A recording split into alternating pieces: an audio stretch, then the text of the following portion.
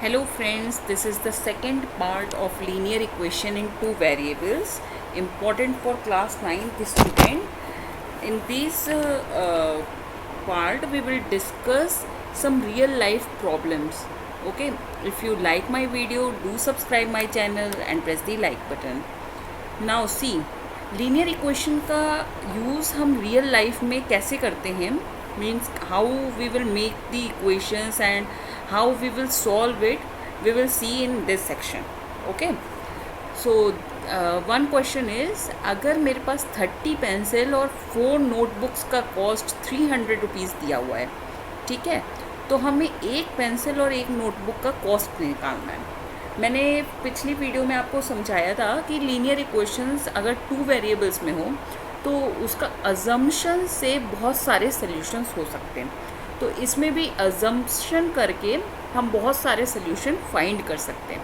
ठीक है, सी, अगर हम पेंसिल का कॉस्ट यहाँ पर p रुपीज़ मानते हैं से, एंड नोटबुक का कॉस्ट n रुपीज़ मानते हैं, ठीक है,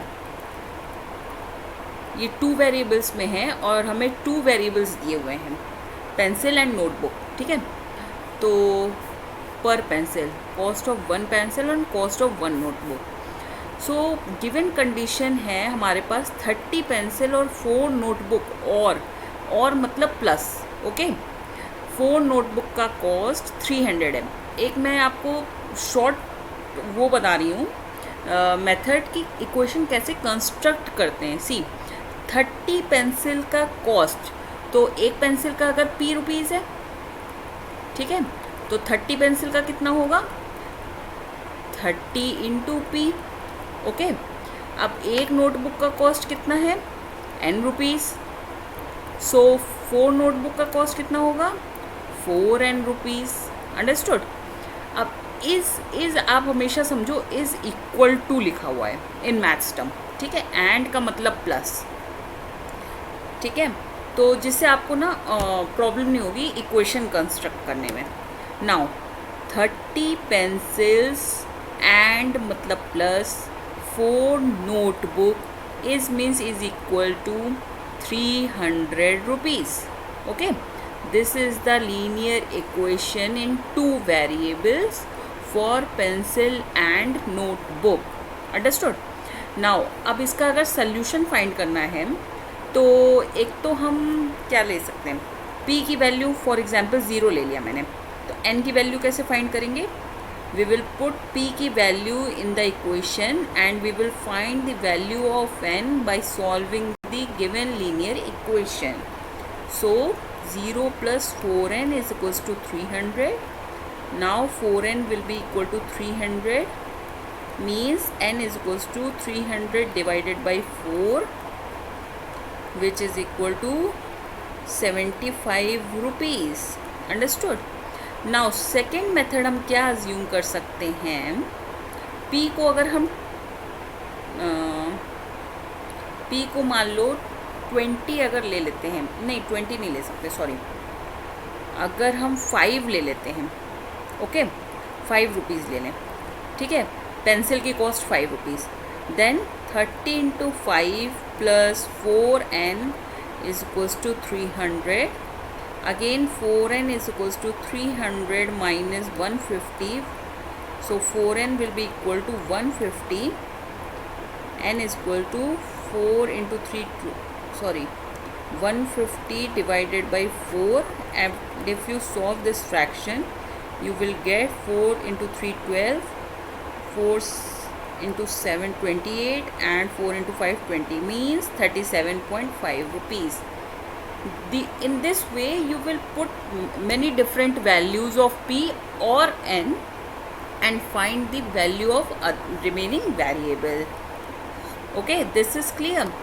Now next question, see, अगर मान लो हम मार्केट में बनाना और एप्पल ख़रीदने जाते हैं, ठीक है, 2 dozen means 1 dozen means 12, so 2 dozen means 24. Okay, so ऐसे ही एक लेडी सीता मार्केट में एप्पल एंड बनाना ख़रीदने गई, उसने 2 डजन बनाना ख़रीदा, means 24 bananas she bought and 10 apples, which costs her 120 rupees. So how we will construct the equation? See, if the cost of banana we will take b, हम हमेशा initial ले सकते हैं, ठीक है, तो हमने इनिशियल ले लिया rather than X and Y. So banana की cost B rupees per piece, ठीक है, पर पीस. एंड एप्पल की कॉस्ट हमने ली A rupees per apple. Okay, so how we will construct? मैंने बोला था is equal to, she bought the basket of fruit with 120 rupees. Means जिस basket में 2 डजन बनाना और 10 एप्पल थे, उसके लिए सीता ने 120 रुपीज़ पे किया.